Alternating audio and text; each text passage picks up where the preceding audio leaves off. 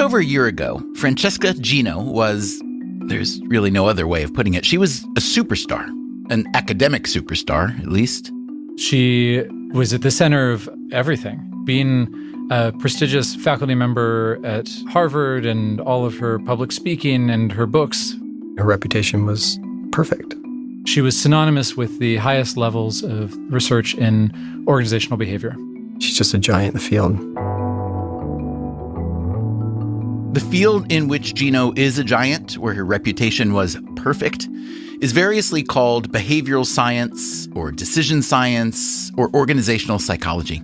According to her website at the Harvard Business School, where she has been a professor of business administration, Gino's research focuses on why people make the decisions they do at work and how leaders and employees can have more productive, creative, and fulfilling lives. Who wouldn't want that? Gino became a superstar by publishing a great number of research papers in academic journals, as well as a couple of books. Her latest is called Rebel Talent: Why It Pays to Break the Rules at Work and in Life. She produced the kind of camera-ready research that plays perfectly into the virtuous circle of academic superstars. A journal article is amplified by the publisher or university into the mainstream media, which feeds a headline to all the firms and institutions who are eager to exploit the next behavioral science insight. And this, in turn, generates an even greater appetite for more useful research. The academic who is capable of steadily producing such work is treated almost like an oracle. There are TED Talks to be given, books to be written, consulting jobs to be had. Francesca Gino, for instance, gave talks or consulted for Google, Disney, Walmart, for the U.S. Air Force, Army, and Navy, and many more. But that's all over for now. In July of 2023, Harvard Business School, responding to an analysis by academic whistleblowers, investigated Gino's work and found that she had, quote, intentionally, knowingly, or recklessly committed research misconduct. Gino was suspended without pay. She then sued Harvard and the whistleblowers. Those same whistleblowers have also produced evidence of what they call data fraud by an even more prominent behavioral scientist, Dan Ariely of Duke. Ariely has enjoyed the spotlight for many years, going back to his 2008 book, Predictably Irrational: The Hidden Forces That Shape Our Decisions. Duke is said to be finalizing its investigation into Ariely, although that's been going on for a while now, and when it comes to academic fraud, universities have a habit of downplaying charges against their superstar professors for the obvious reason that it reflects poorly on them. Meanwhile, Dan Ariely's book lives on as the basis for a new NBC crime drama called The Irrational. It stars Jesse L. Martin as a professor who uses behavioral psychology to help solve crimes. Hey, what was it you did back there? Paradoxical persuasion. I overly embraced his idea to force him to think it through enough to realize it was a terrible idea. And how did you know he wasn't going to pull the trigger? It works about 95% of the time. And the other 5%? There's always outliers, Larissa. Dan Ariely and Francesca Gino have both maintained that they never fabricated data for their research. Neither of them agreed to record an interview for this episode, but one of their co-authors did. Certainly, I felt a moral obligation to correct the record. Today on Freakonomics Radio, we'll hear from him as well as the three data detectives who blew the whistle on Gino and Ariely. So I would say I have, on the falsity of the findings, I don't have reasonable doubt. But this is a much bigger story than two high-profile cases in behavioral science. We will get into the incentives that produce academic fraud. If you were just a rational agent acting in the most self-interested way possible as a researcher in academia, I think you would cheat. We will hear what's being done to change that, and, most important, why this matters. Because the research fraud in academia extends well beyond academia, and it has consequences for all of us. The first of a two-part series begins right now.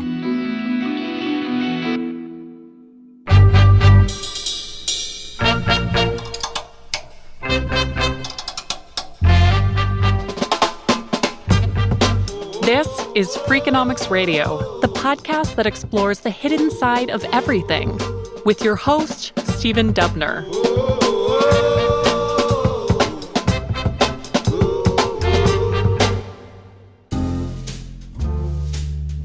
I rarely do this, but today I'm going to start by reading a couple sentences from Freakonomics, which Steve Levitt and I published in 2005. Cheating, we wrote, may or may not be human nature, but it is certainly a prominent feature in just about every human endeavor. Cheating is a primordial economic act, getting more for less. So when you think about it, why shouldn't we expect cheating even among scientific researchers? Consider this. Today, it is thought that Ptolemy, the 2nd century Greek astronomer, faked his observations to fit his theories.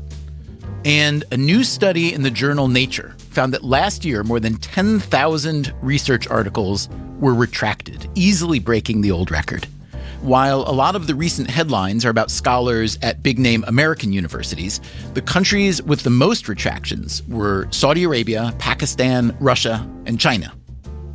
Fraud has existed since science has existed, and that's primarily because humans are doing the science. And people come with ideas, beliefs, motivations, reasons that they're doing the research that they do. In some cases, people are so motivated to advance an idea or themselves that they are willing to change the evidence fraudulently to advance that idea or themselves. That is Brian Nosek, a psychology professor at the University of Virginia. In 2013, he founded the Center for Open Science, a nonprofit that tries to improve the integrity of scientific research. Just to get it out of the way, I asked Nosek where his funding comes from. Our funders include NIH, NSF, NASA, and DARPA as federal sources, and then a variety of private sources, such as the John Templeton Foundation, Arnold Foundation, and many others. And that diverse group of funders, and it's quite diverse, I think share the recognition that the substantive things that they are trying to solve won't be solved very effectively if the work itself is not done credibly. In other words, the stakes here are high, higher than just individual academic researchers trying to advance their careers. If your goal is to improve medicine or transportation or immigration policy, any area where decisions are based on academic research, you don't want that research to be compromised. There are specific cases where a finding gets translated into public policy or into some type of activity that then ends up actually damaging people, lives, treatments, solutions. One of the most prominent examples is the Wakefield scandal relating to development of autism and the notion that vaccines might contribute. And that has had an incredibly corrosive impact on public health, on people's beliefs about the sources of autism and the impacts of vaccines, et cetera. And that is very costly for the world. There's also a local cost in academic research, which is just a ton of waste. So even if it doesn't have public downstream consequences, if a false idea is in the literature and other people are trying to build on it, it's just waste, waste, waste, waste. There's also the idea that as much as universities worry about their students cheating, like using ChatGPT to write a paper, what kind of example are their professors setting? And there's one more big reason this story is so frustrating, and that has to do with the standards of academic research. The general view, at least this is the view that I have long held, is that academic research exists in a special category. It is a fact-finding coalition that operates under a set of rules built around the accurate gathering and analysis of data, with the entire process subject to fact-checking and peer review. Good journalism operates under similar rules. The New York Times has an old mission statement I've always liked. It goes, "To give the news impartially, without fear or favor, regardless of party, sect, or interests involved." I've always thought this mission applies to academic research as well, that it's meant to be not only accurate, but free of personal or financial interests. These research papers aren't being written by some political official or management consultant or equity analyst. They're being written by someone so devoted to their field of research that they went through the hell of getting a PhD in order to spend their days doing that research. But the fact that Brian Nosek has been kept very busy with his Center for Open Science suggests that my faith in academic research has been misplaced. I asked Nosek to walk me through how he went from being a researcher himself to being a new sort of referee. Yeah, I have always had an interest in how to do good science as a principled matter. And in doing that, we in the lab would work on developing tools and resources to be more transparent with our work, to try to be more rigorous with our work, to try to do higher powered, more sensitive research designs. And so I wrote grant applications to say, can we make a repository where people can share their data? This is like 2007. And they would get polarized reviews where some reviewers would say, this would change everything. It'd be so useful to be more transparent with our work. And others saying, but researchers don't like sharing their data. Why would we do that? And why would researchers not want to share their data? Yeah, it's based on the academic reward system. Publication is the currency of advancement. I need publications to have a career, to advance my career, to get promoted.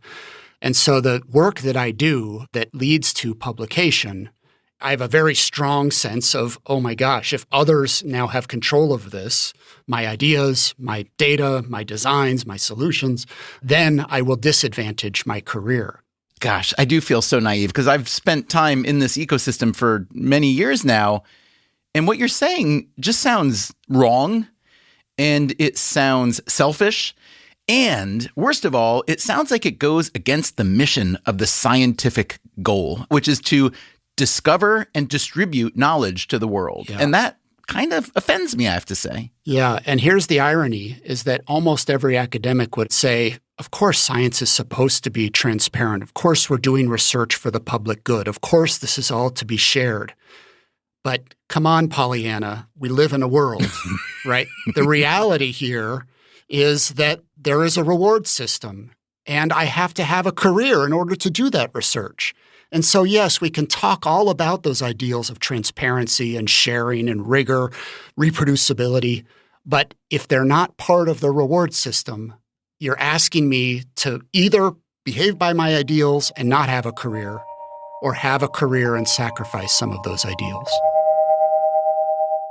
You can see how these incentives create a problem. If a system has a built-in bias against transparency, not only will there be less transparency, but also more opportunity to cheat.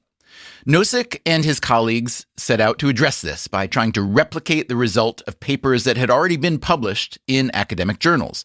They called their idea the Reproducibility Project. And in the end of that, 2015, we published the findings, which was a 270 co-author paper of 100 replications of findings from 3 different journals in psychology. We got a little less than half of the findings successfully replicated. You did not mishear Brian Nosek. That's what he said.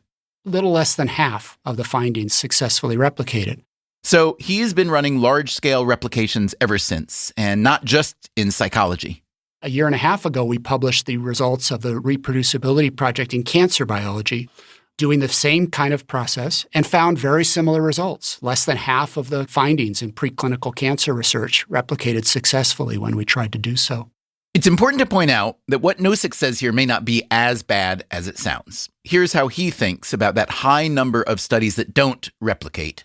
That doesn't mean that the original finding is necessarily wrong. We could have screwed something up in the replication. Successfully replicating doesn't mean the interpretation is right. It could be that both the findings have a confound in them, but we just are able to repeat the confound.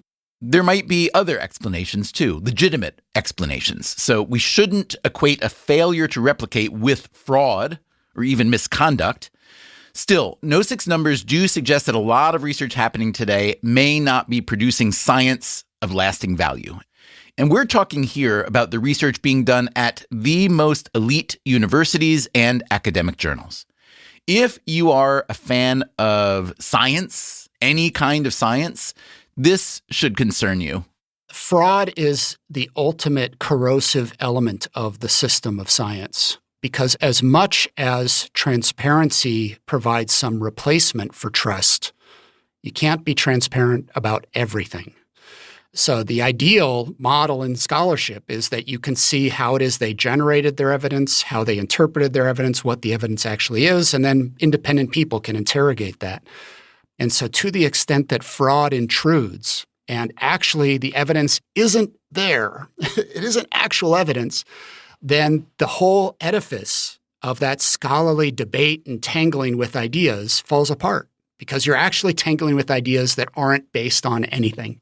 How familiar are you with the Joachim Bolt situation?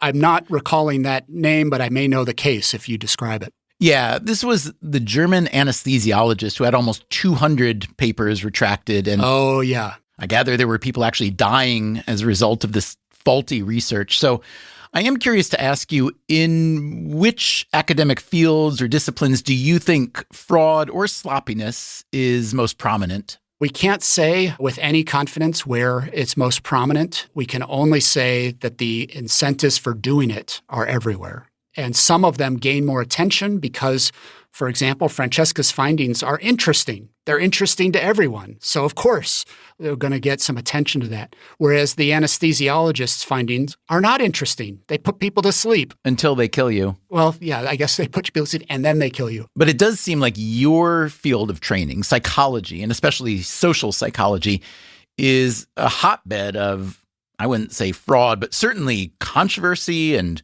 overturned findings over the years? Yeah, I would say that there is a lot of attention to social psychology for two reasons. One is that it has public engagement interest value. That's a way of saying that people care about your findings. People care about it, at least in the sense of, oh, that's interesting to learn, right? But the other reason is that social psychology has bothered to look.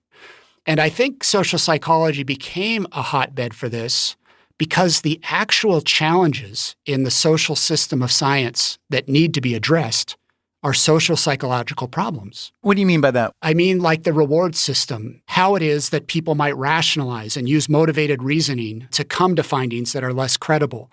A lot of these problems are ones that social psychologists spend every day thinking about. I asked Nosek why he thinks that presumably honest people might, over time, come to behave dishonestly. The case that people make to say that this is a bigger problem now is that the competition for attention, jobs, advancement is very high, perhaps greater than it's ever been. Do you think that's been driven by the shrinking of tenure positions at universities? Yeah, so there are many more people and many fewer positions, which is an obvious challenge for a competitive marketplace. And there are now pathways for public attention that have even bigger impact. Academics, by and large, didn't think about ways to get rich. They looked for ways to have time to think about the problems that they want to think about. But now they have pathways to get rich. Those pathways have benefited many people, myself included, even though I am not an academic. Thanks to my partnership with Steve Levitt, who's an economist at the University of Chicago, I have had more opportunities than I ever would have thought possible, including this show.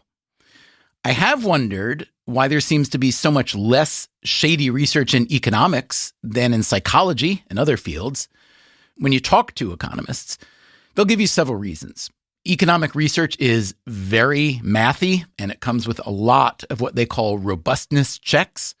There's also a tradition of, let's say, aggressive debate within academic economics. Long before you publish a paper, you typically present it to your peers and elders at seminars, and they are only too happy to point out any possible flaw and call you an idiot if you disagree. I'm not saying this is the best way to conduct business, but it certainly makes shaky data more costly. Also, economists tend to work with big data sets, much bigger than in the rest of the social sciences, and it's often publicly available data, so no cheating opportunity there.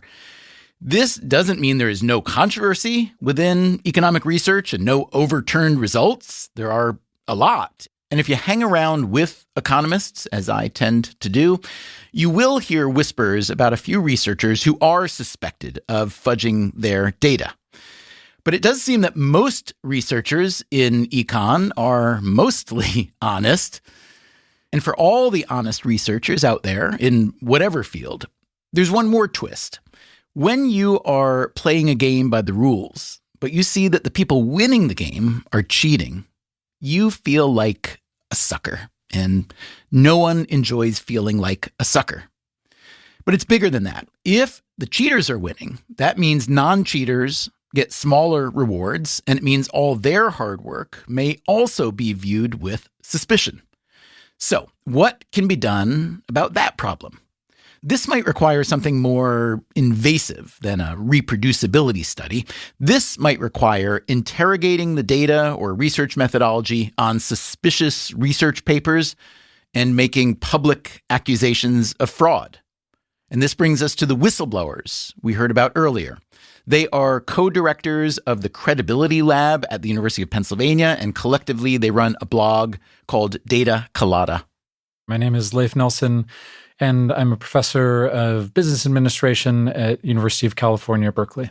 Yuri Simonson. I'm a professor of behavioral science at the ESADE Business School in Barcelona.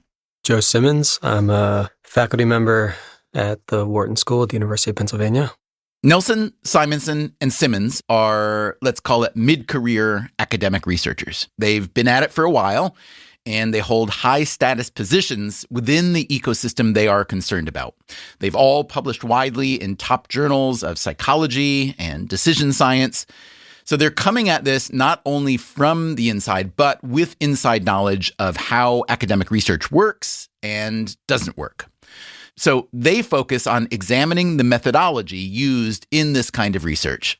What motivated our whole journey into methodology was that we would go to conferences or read papers and not believe them. And we would find that whenever a finding didn't align with our intuition, we would trust our intuition over the finding. And it sort of defeated the whole purpose. Like, if you're only believing things you already believe, then why bother? This guy, Daryl Bem, published a 9-study paper with 8 studies worth of statistically significant evidence that people have ESP. And most people were like, what is going on? Like, this cannot be a true finding. So the idea was like, how do we show people that you can really very easily produce evidence of anything? So we thought, let's start with something that's obviously false. We said, okay, something that's quite hard to do is to make people younger. We've been trying forever. We never succeeded. So let's show that we can do that in a silly way. So we decided to show that we can make people younger by listening to a song by the Beatles. The song was When I'm 64, correct? That's right. And so the idea is, if we can make anything significant, one way to prove it is to say, I'm going to show you with statistical significant evidence that people got younger after they listened to When I'm 64. Will you still need me? Will you still feed me when I'm 64? They ran real lab experiments with real research subjects who had real birth dates and played them real songs, When I'm 64 and 2 others. A control song it's called, I believe, Kalumba by Mr. Scruff. And then we had another song that was meant to go in the other direction, and it didn't work, so we just didn't report it, which was Hot Potato. Hot potato, hot potato, hot potato, hot potato. They essentially manipulated and cherry-picked their data to produce the absurd finding they wanted, that listening to When I'm 64 does lower your age by a full year and a half, it turns out. They published their article in Psychological Science, one of the top journals in the field. Their piece was called False Positive Psychology. Undisclosed flexibility in data collection and analysis allows presenting anything as significant. They wrote, these studies were conducted with real participants, employed legitimate statistical analyses, and are reported truthfully. Nevertheless, they seem to support hypotheses that are unlikely or necessarily false. So we were surprised when the paper got accepted, and then the immediate aftermath was shocking. Like, there were so many people for whom this resonated. And then there were lots of people who were really not very happy. Like, why are you giving the field a bad name? But Simmons, Nelson, and Simonson felt their field already had a bad name. Yeah, we thought it was very bad. We started our blog in late 2013. We decided we wanted to have a blog because we thought it would be fun to write things that were shorter than a journal article and that we did not have to wait 2.5 years for the review process to play out. And so with that in mind, we just needed to name it, and we wanted something that would be related to what we do. That's maybe the data part, but would definitely not be sending signals of self-seriousness. So we tried out a few things, and somewhere in there, Data colada was one that we obviously landed on. It had this nice, entertaining feature that Yuri is Chilean. And so when he had suggested the name, he thought it rhymed, which still tickles me and Joe, because for him, it's data colada.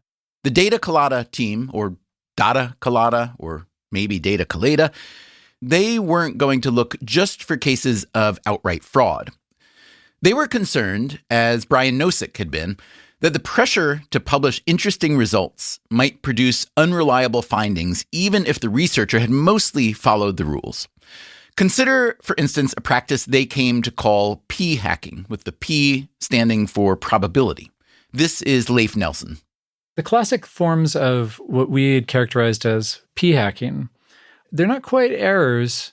They're decisions that are accidentally self-serving. It's if you measure multiple things but only report the one you like the most. Or you run a study where there's 3 treatments, condition A, condition B, and condition C, but in the end you drop condition B and you don't even talk about it. You just compare A to C. Hot potato, hot potato. Hot potato, hot potato. That, remember, is one of the things the Data Colada guys did in their pranky paper about When I'm 64. They just left out hot potato. And then there are things that are mildly statistical, but in a very relaxed way. Well, we collected this data, but it's kind of skewed. It has some outliers. And you say, we should eliminate those outliers, or we should Windsorize the outliers, which is basically truncating them down to a lower high number. Or you could run them through an algorithm where you say, oh, let's transform them with a logarithm or with a square root. And those are all decisions that are justifiable. They're not crazy. It's just if you have a consideration of reporting one variable or the other, and one variable makes your hypothesis look good, and the other variable makes your hypothesis look less good, you end up reporting the one that looks good, either because you're being self-serving or honestly because you'd say, like, I'm not sure which one is better, but my hypothesis tells me it should be the one that looks good, and that one looks good. It's probably the better measure. And here's Simonson. There's a few approaches. Some of them that we've done, like just do statistics and say this is statistically impossible. The other is you see associations in the data or lack associations of the data that they're not mathematical properties, but just anybody looking at data who's familiar with that would realize this is not right. Imagine that you have data on weight and height and you correlate it and you find zero correlation. That cannot be right. People who are bigger are heavier. And so if you found zero correlation or a negative correlation, you think maybe these are not real weight measures. Another one is you see rounding or precision that is suspicious. You see rounded values where there shouldn't be any rounding or absence of rounding where there should be. So for example, in one case that we worked on, there was data supposedly when people were asked, how much will you pay for this t-shirt? And the very curious thing is there was no rounding. People were equally likely to say $7, $8, or $10. But if you've ever collected data like that, you know that people round. People say 10 or 20, they don't say 17. There is another category that you might call convenient errors. Here is Nelson again. These will be things that can be as simple as a typo, where someone's writing up their report and the means are actually 5.1 and 5.12, but instead someone writes it down as 51.2. And you're like, wow, that's a huge effect, right? And no one corrects it because it's a huge effect in the direction that they were expecting. And so literally a typo might end up in print. And that's before we get to anything like fraud, like the active fabrication of data or manipulation of data.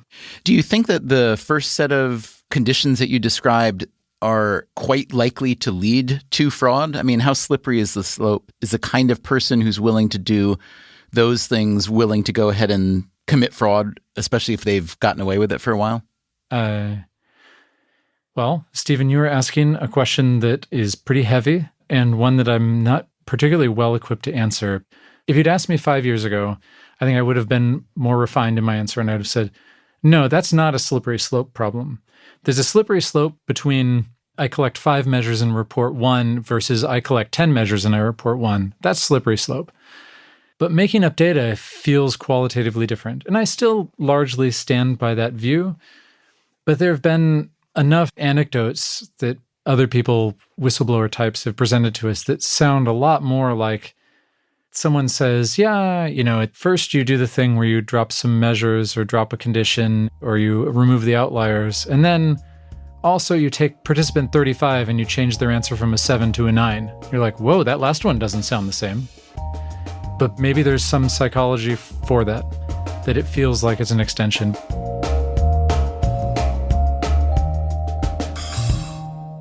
So these 3 self-appointed data detectives looked into the work done by their peers, and they publicly posted their findings. The very first blog post we posted was about identification of fraudulent data in a paper published 10 years ago. And that one was discovered because Yuri had made a chart for a totally different paper where he was mining data from multiple published studies to just make a chart. And I looked at his figure of this other research group's data and said, that seems unusual. I want to go read that paper. And so I read the paper and then looked at that data set. And that one, it had collected data on a 9-point interval scale. So people can answer 1, 2, 3, up through 9. And there were numbers in the data set that were things like negative 1.7. And so you say, oh, okay, we're done. Nothing fancy. Once you open the data set, you can then close it and say it's broken. The paper Nelson was describing had been published by 4 Taiwanese researchers in 2012 in the journal Judgment and Decision Making. After the data colada investigation, the paper was retracted, although as far as we can tell, the researchers weren't sanctioned or punished. So how much fraud is there? I asked Yuri Simonson. I would estimate the share of fraud in the order of, say, 5% of articles. What's the difference between, let's say, high-profile academic journals versus mid-tier or lower? Is fraud more likely to be prominent in the higher or the lower? I don't read really low-tier ones, so I don't know.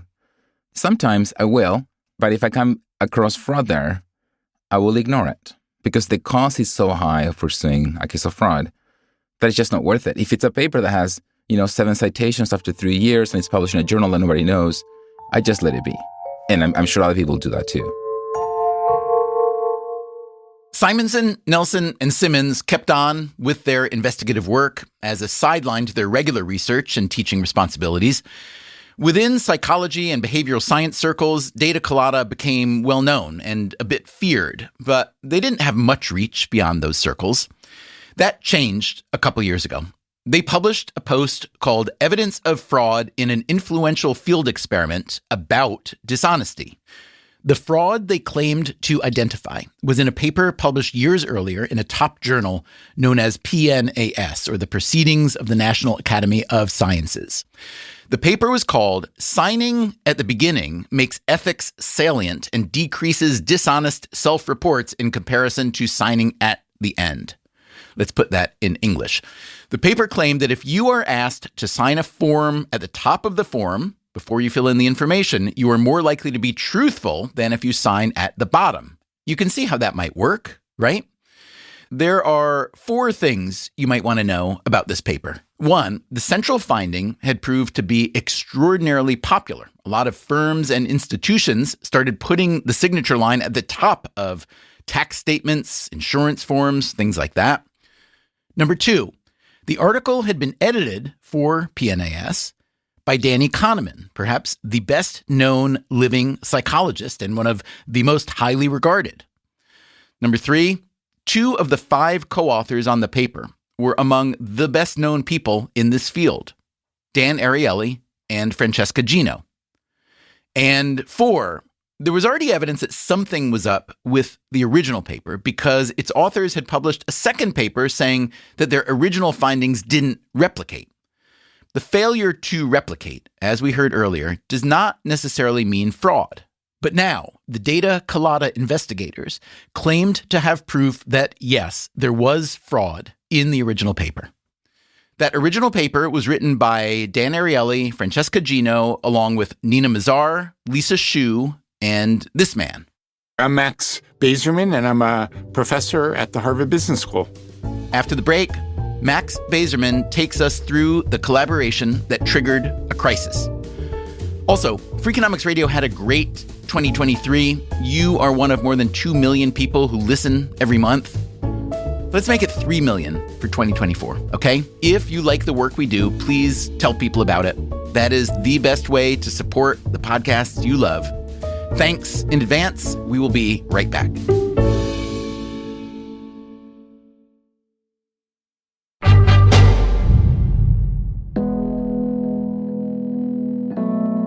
Max Bazerman, a professor of business administration at the Harvard Business School, is considered an elder statesman in the field of behavioral science. For decades, he has been publishing well-regarded research papers and books, and he's known as a wise and caring mentor to younger scholars. That last bit, it would seem, is the best explanation for how Bazerman wound up being a co-author on what would turn out to be a very, very, very problematic research paper. This is the signing at the top paper we heard about before the break, the paper published in PNAS in 2012, which claimed that you are more likely to be honest if you sign a form at the top before you fill in the information than if you sign at the end. This paper actually started out as two separate research projects. Here's Bazerman. So 2011, Lisa Xu and Francesca Gino and I had a working paper that got rejected from a couple of journals that basically claimed to show if you sign a document before you fill it out, you're more likely to tell the truth. Our studies were done in the laboratory.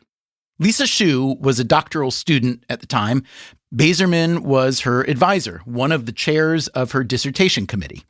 As for Francesca Gino, Francesca started visiting the Harvard Business School as a doctoral student from Italy. By 2004, she was attending my doctoral seminar, and we started to interact pretty regularly. And eventually, I was on her dissertation committee and played a pretty active role in advising her. Bazerman liked Gino a great deal. In fact, nearly everyone liked Gino and admired her intellect and work ethic. We once even got to the point of our two families making an offer to a developer on a project to have houses connected to each other. Their signing at the top paper was based on data from two lab experiments from the University of North Carolina at Chapel Hill, where Gino taught before coming to Harvard. In those experiments, research subjects tried to solve a number of puzzles with a financial reward for every right answer. And afterward, they filled out a form to tell the experimenter how much money they had earned. Some of the research subjects were asked to sign an honesty pledge at the top of the form, others at the bottom. In the experiment, the ones who signed at the top were more truthful about their earnings. At least that's what these data said. They were brought to our threesome from Francesca, and the exact role of Francesca and the lab manager remains somewhat unclear, but it's certainly safe to say that Lisa Xu and I had little to do with the collection of the data. So this goes back to a time when Francesca was developing an excellent career, but she was not the superstar that she came to be. And I was a senior person and probably doing the least amount of work and working more after the document came to fruition. Do you think that most people, let's say the median American, who maybe holds a decent opinion of university life and academic research, which maybe that's not the median person, maybe the median person doesn't hold such a decent opinion, but for someone who might read an article that's based on an academic study and say, oh, that's interesting, I'm going to, file that away as a useful, probably true piece of information. How surprised do you think that person would be to learn that a senior colleague like you, who's co-author on a lot of papers with junior colleagues, that you personally don't interact at all with the original data? How surprising do you think most people would find that? So I wouldn't say I don't interact with all. I certainly would read the results section pretty carefully, but I would read it with the intent of seeing if there was any error along the way. But how can you tell if there's error if you're not in the, it's like this whole issue reminds me a little bit of being, let's say I'm a chef in a restaurant and I'm given the ingredients to cook, but I'm not allowed to examine them. So I don't know if they're rancid or fresh or even fake. So I like that example. So instead of being a chef of a restaurant, let's imagine that you're the owner of 12 different restaurants and you have a head chef in each. And that head chef is going to be what I think of as the most senior of my more junior colleagues on the project. And over time, I've come to trust that they're going to be doing a really good job of overseeing the ingredients that go into the research process. And by doing so, there's other things that I can do. I can work on, making sure that we have the funds available. I could, work on whatever particular problems come up administratively. I could work with more young scholars because my time is more available. So there's lots of good by this efficiency of trusting the assistant professor on the project or the head chef at a particular restaurant so that I'm not examining the specific ways in which the sausage is made. Now, remember, this original paper was rejected by multiple journals. Bazerman says they got feedback suggesting their argument about signing at the top would be more believable if, in addition to the lab results that Francesca Gino provided, they had some results from the real world as well. That's what researchers would call a field experiment versus a lab experiment. As luck would have it, another researcher, a friend of Gino's, no less, apparently had some good field results. We collectively heard that Dan Ariely was presenting a very similar result based on a field experiment having to do with an insurance company. And Francesca reached out to Dan, and we basically combined efforts to pull the three studies into one paper. Ariely's data included the number of miles the customers of this insurance company reported having driven in a year.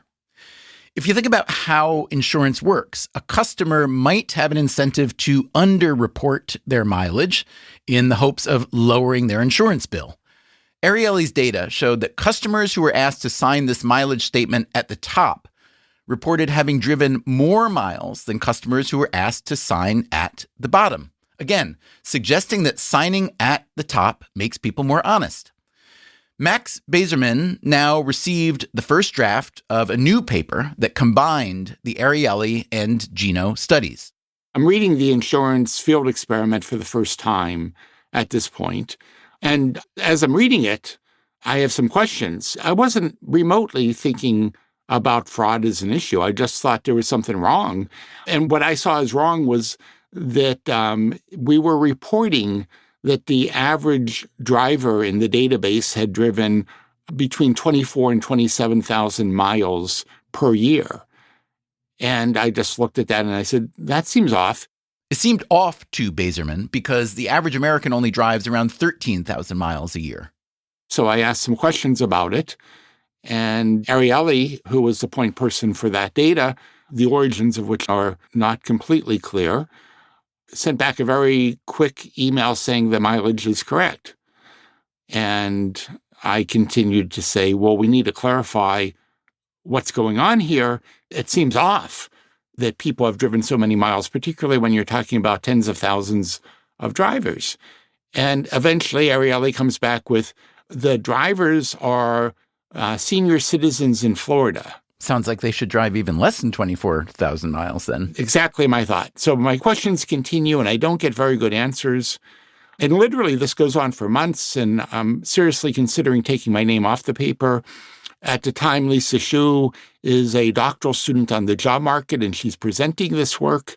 And how concerned were you about damaging her prospects? I was very concerned that if I dropped off the paper, that there's something suspicious about Lisa's presentation. So I keep on asking questions, but I don't withdraw. And by early 2012, I'm attending a conference and I arrive at the conference and in the big hallway, I run into Lisa, who's my advisee, my friend, my co-author, somebody who I like a lot. And she's with Nina Mazar, who I had never met before. So Lisa introduces us, and I believe I was expressing my unhappiness with the lack of clarity on this mileage issue. Nina Mazar is Ariely's collaborator on the insurance study, correct? So that's a little bit unclear. Okay, so when we asked Ariely to join forces, he said, fine, but Nina would be part of the project as well. So I always thought she was part of the insurance study.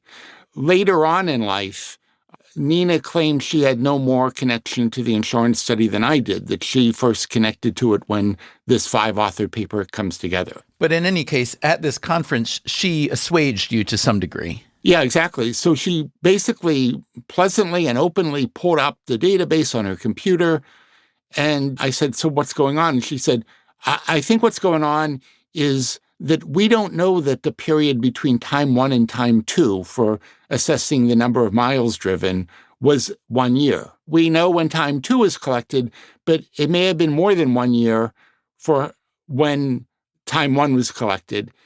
And in my mind, what becomes clear is that makes our study noisier. But as long as a real experiment was run, this is actually pretty good news. All we need to do is correct the presentation in the paper, which we did. The paper submitted, it's published. I develop a belief that this effect is true. And people love this result. And from a theoretical standpoint, it's a shockingly simple idea. From a practical standpoint, it's just perfect. It's so simple that organizations can easily implement it. And who did implement it? A lot of people implemented it. I think Lemonade Insurance, under Ariely's advice, implemented it. Lemonade Insurance, by the way, didn't just implement Ariely's advice. They hired him as their chief behavioral officer. And many government agencies implemented, including the U.S. government. Indeed. The first sentence of the paper that Bazerman and the others published in 2012 reads like this: "The annual tax gap between actual and claimed taxes due in the United States amounts to roughly $345 billion. Now, imagine working for the IRS or any tax agency anywhere in the world and learning that these brilliant academic researchers from Harvard and Duke had found that if you simply have people sign their tax forms at the top rather than the bottom, that millions, maybe billions of extra dollars will suddenly flow your way." And by 2016, I get an email that's actually critical to the whole evolution of what happens later. The email is from Stuart Bazerman, only he spelled his name with an S instead of a Z. And he basically is a pretty low-key guy who is working on an insurance startup to do insurance online. And his wife, Sue, encouraged him to email me because he was working on the problem of how do we get people to tell the truth online?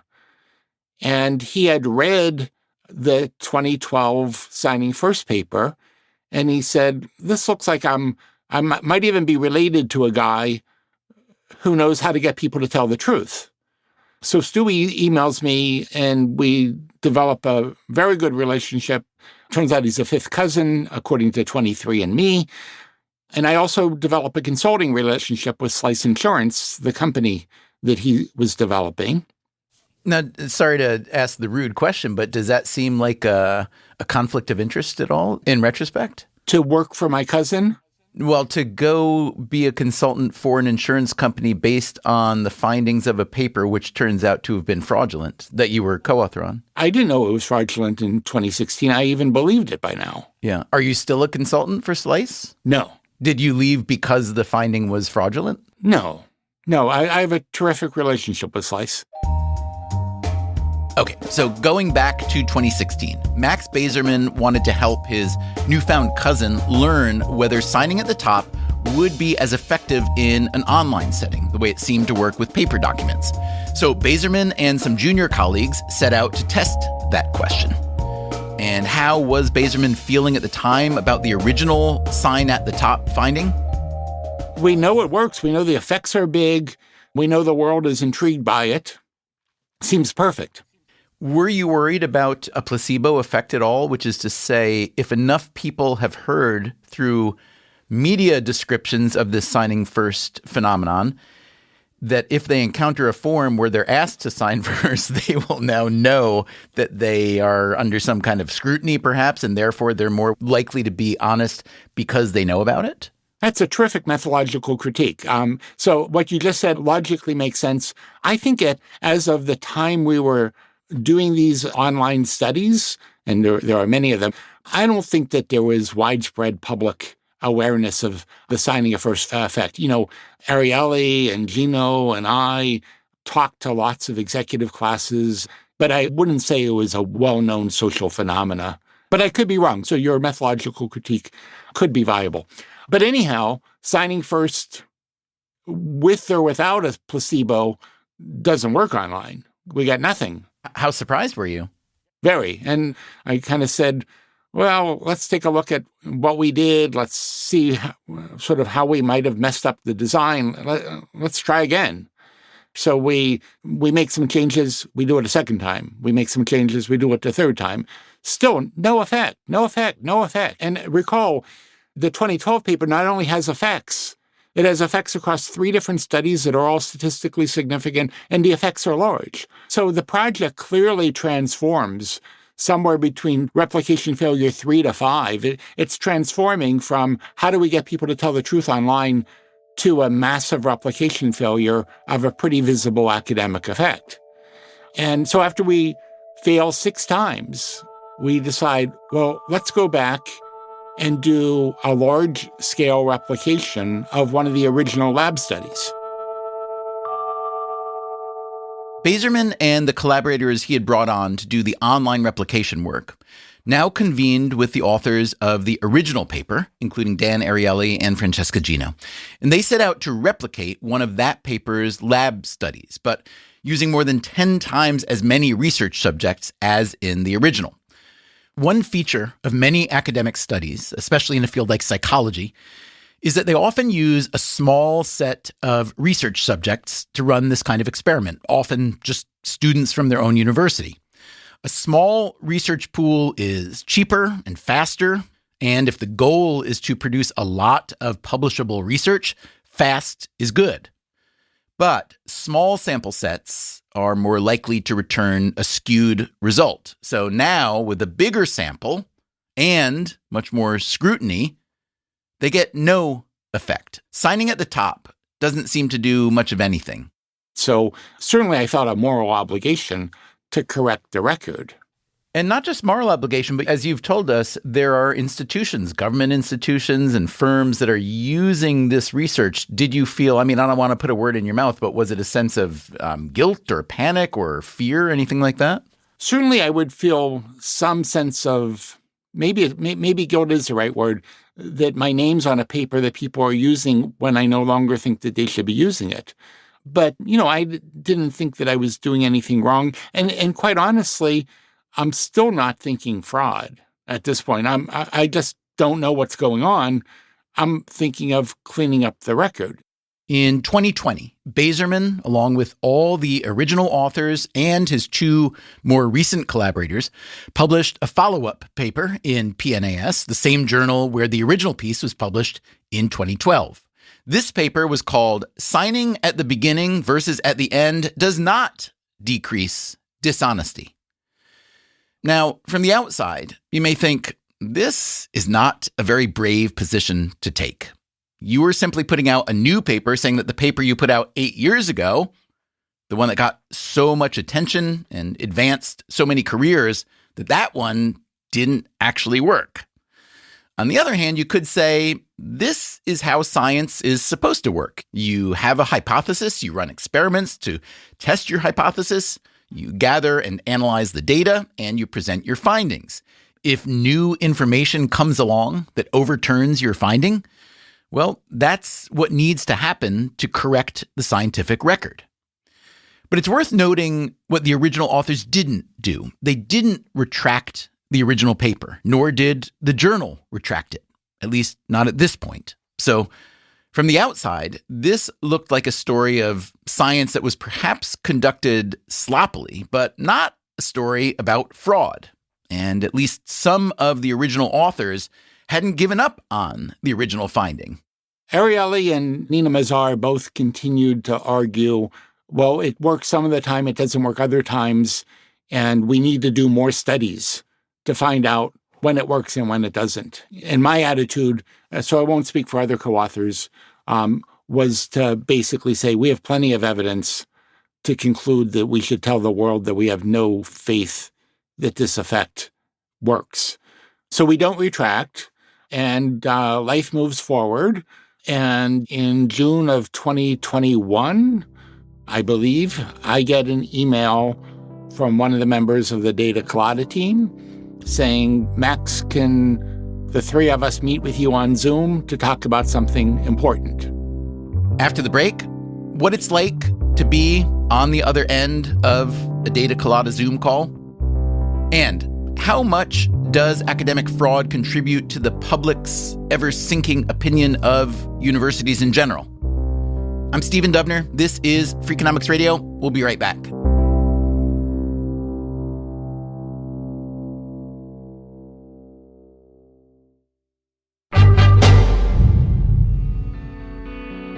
Okay, so Max Bazerman, a well-regarded senior researcher and professor at the Harvard Business School, gets an email asking him to meet with the Data Colada team, and they say it's important. So there's a Zoom, and the first part of the Zoom is the Data Colada team showing me the evidence for fraud in the insurance paper, and it's kind of overwhelming. These guys are careful and they're thorough, and they convinced me that there was fraud in the study.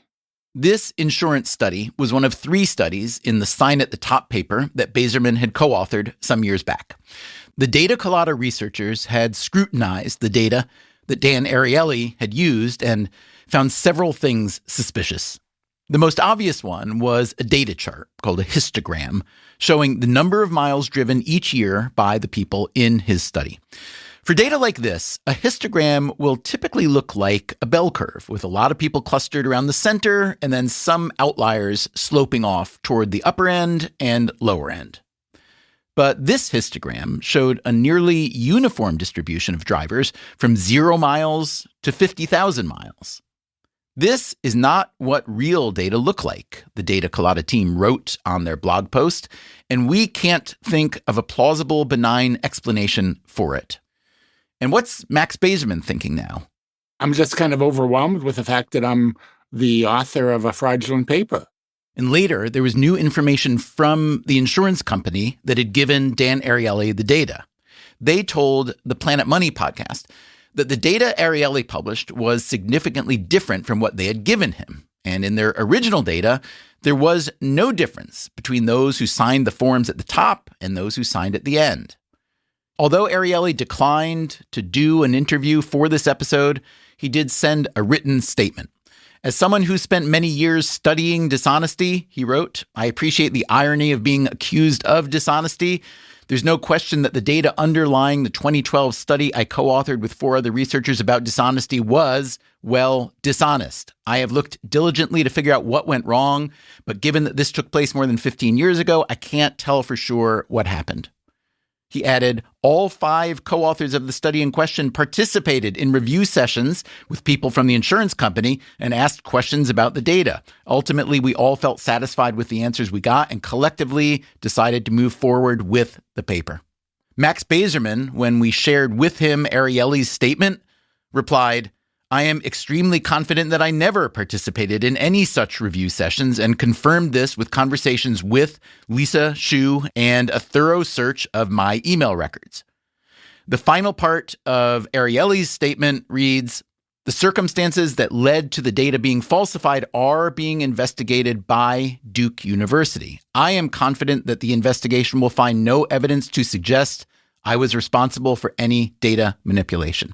I am sure that this matter will be behind me very soon, and I will be resuming my research at Duke at full speed.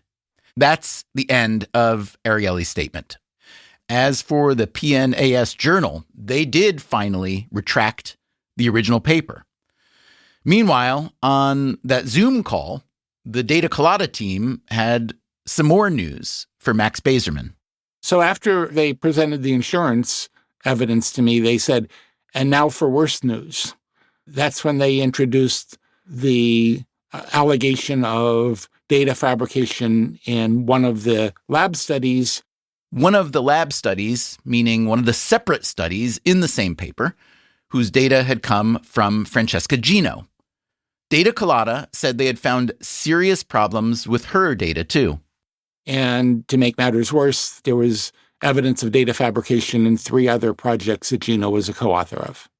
And when you say they said now for the worst news, I'm assuming, but tell me if I'm wrong, they're saying that because they know that you have had a long and close relationship with Francesca Gino? Yeah, and I was clearly more closely connected to those lab studies.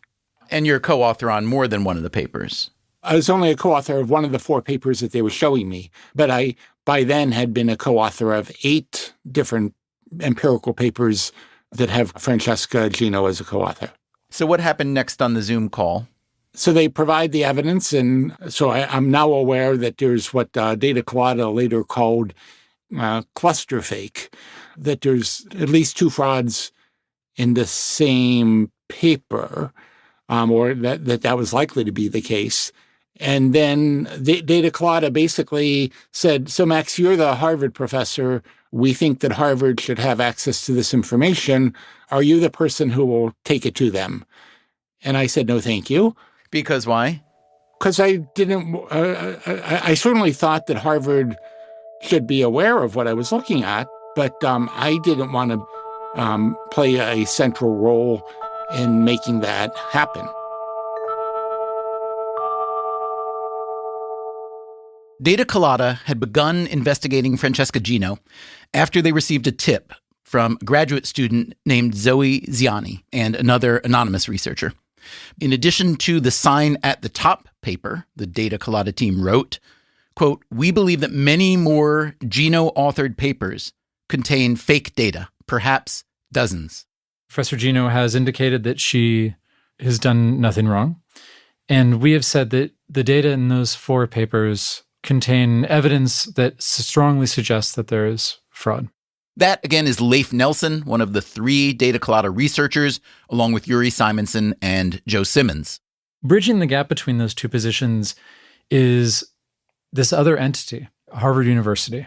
And they have said, although we, Joe and Yuri and I, have not had access to any of their internal investigation documents, we only know what they've said outwardly, which is that they've put her on administrative leave and they've recommended the retraction of those four papers, or the retraction of 3 plus an amendment to a previously retracted paper. And how confident are the Data Colada researchers in the accuracy of their analysis? Here is Simonson. So I would say I have, on the falsity of the findings, I don't have reasonable doubt. Not long after Harvard Business School placed Francesca Gino on leave, she filed a lawsuit. So we were sued together with Harvard for $25 million. We were sued for defamation. Again, Francesca Gino declined our request for an interview. On a website called Francesca v. Harvard, she wrote, "I absolutely did not commit academic fraud. Harvard has ruined my career wrongfully. The only way to right this wrong is for me to sue Harvard." As for Data Colada, Gino wrote, "The decision to sue Data Colada was more difficult. I have long admired Data Colada's work. I have particularly respected its commitment to sharing any negative findings with the author before going public with the charges. Yet in my case, Data Colada changed its procedure." Francesca Gino also claimed in her lawsuit that Harvard Business School discriminated against her on the basis of sex. And later, her allies wondered why Gino's punishment had been so prompt and severe when, for instance, Harvard president Claudine Gay hadn't been disciplined immediately for outright plagiarism in her research. But then, as you likely know, Gay was recently forced to resign from the presidency. Yet more academic fraud in the headlines. I asked Leif Nelson how it felt when he heard that Francesca Gino was suing him and the other members of Data Colada. Certainly scary. Scary because it's so unfamiliar. I found out from talking, basically I was exchanging emails with a reporter. And so between these emails, she came back to me and was like, "Well, now, given the lawsuit, would you like to add a new comment?" And I was basically like, what lawsuit are you talking about? And so it's like this devastating thing to be like, oh my God, it's like the whole house is collapsing and no one told me. Look, I definitely had moments after this where I was scared for myself and my family. And that is Joe Simmons. Like just the amount of money involved, I didn't quite appreciate that at the very first moments.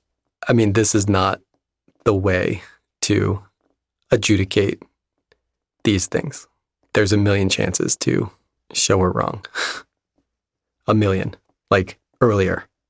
A lot. There's a lot of chances. And this is what you're going to do. You're going to sue 3 individuals for $25 million. That seems not great. The Data Colada team found out it's expensive to defend yourself in a lawsuit like this. Some colleagues set up a GoFundMe campaign. Here is Simonson. Within 24 hours, they had $200,000. We found a First Amendment expert lawyer who's representing us. We've learned a lot of the boring stuff that happens with lawyers that you don't get from TV shows, like the timelines and the language and how long the judge, like things take forever. Makes academia seem expedient in comparison. It's not just nice to have money, but it's also nice to know that thousands of people are willing to, at least somewhat publicly, support what you're doing. So that was a big boost. My very first thoughts were like, oh my God, how's anyone going to be able to do this again? If you can get sued for conducting these kinds of investigations, and we are business school professors at, very good institutions that have a lot of resources, we're definitely in a position to bear the brunt of this more than, say, the average person in the field. And so just the chilling effect on scientific inquiry and criticism, it's like, is everything we've been working for 10 years, is that now gone? Our field doesn't have a culture of open criticism. It's not considered okay. And that is Samin Vazir. If I name a specific theory or finding, that's considered a personal attack on the people associated with that theory or finding, even if I don't talk about the people behind it. And that's considered not okay. Vazir is a psychology professor at the University of Melbourne. She's also the new editor-in-chief of the top journal Psychological Science, and she has already been a central figure in the push to reform behavioral science. It was Vazir who set up the GoFundMe campaign for the Data Colada team after Francesca Gino sued them. I think one thing we can say for sure is that humans are quite good at self-deception. There's a lot of reasons why researchers want to believe that they've found the answers to these problems, right? One is a pro-social reason. They want to help solve these problems. They want to help people. Another one is more self-interested, that they want a seat at the policy table. They want attention for themselves. They want to promote their theory and their brand. And it's also kind of a survival thing. To stay in academia, to be able to continue to do the research, you need to have successes, and those successes often mean selling your work and sometimes overselling your work. We want to be taken seriously as scientists and be scientific, and that means being calibrated and careful and not exaggerating. But at the same time, the people who do exaggerate are probably going to get more of those successes that get them attention, get them a seat at the table, get them the next grant, the next job, and so on. When you describe the incentives like that, it sounds to me as if those incentives conspire against the scientific method, do they not? Yeah, so if you were just a rational agent acting in the most self-interested way possible as a researcher in academia, I think you would cheat. I think that is absolutely the way the incentives are set up. I don't think most people do, but not because of the incentives.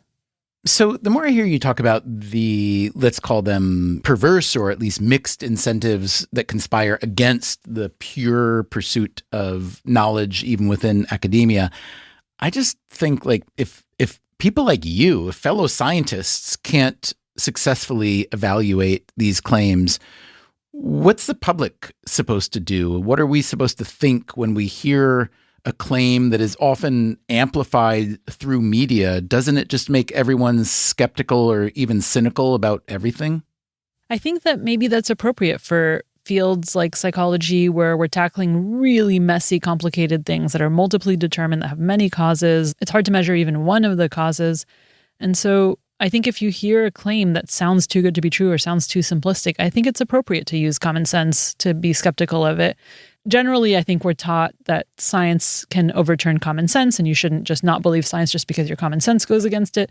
But I think that should be different for different sciences. And psychology is just a lot harder to do, and it's a relatively young science. We haven't perfected even the measurement of many of these concepts, much less all the other steps to studying them.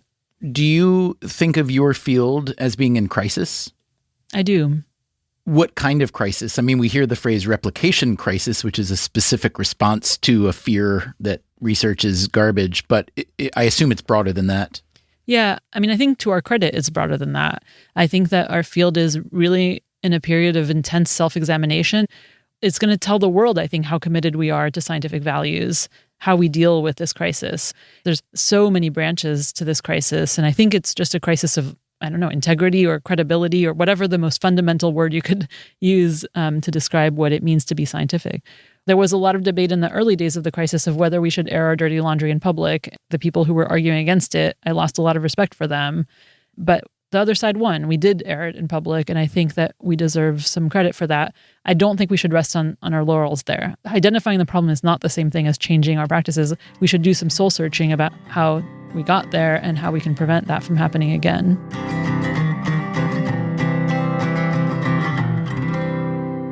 Max Bazerman has got a head start on the soul searching. I've been connected to so many research projects where, as the most senior member of the team, I never looked at the database. So, does that make me guilty of something? I think yes. I think that it makes me complicit that I didn't do more verification, that I thoroughly trusted.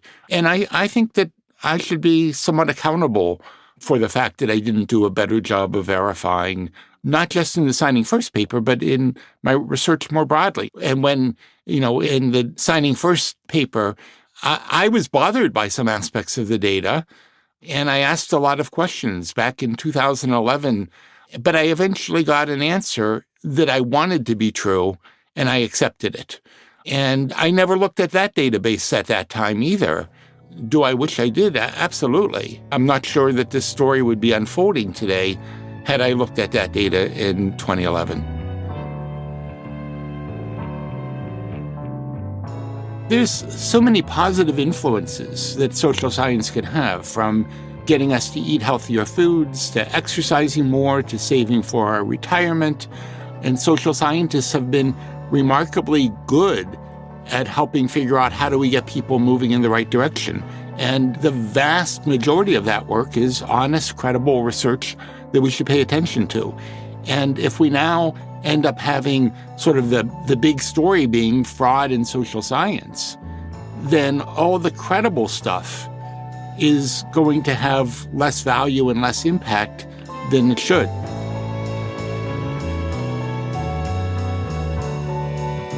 Coming up next time on the show, we are going to keep this conversation going, but from some different angles, including the money. You may have heard of diploma mills or puppy mills, but how about research paper mills? It could be anywhere from hundreds of dollars to even thousands of dollars per paper.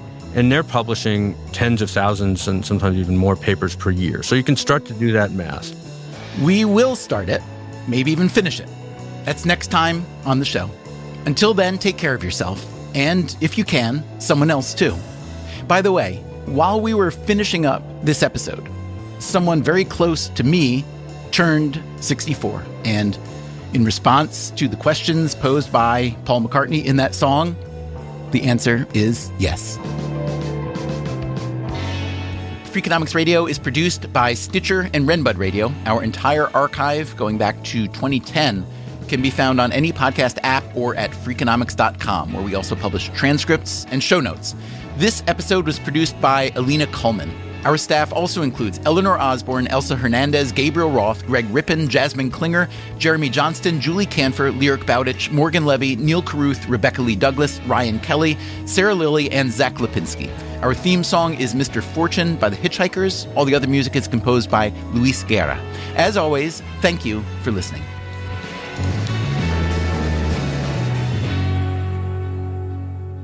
So if I were to rephrase your answer, you basically said podcasts are better than academic journals, correct? As a former podcast host, I have to agree.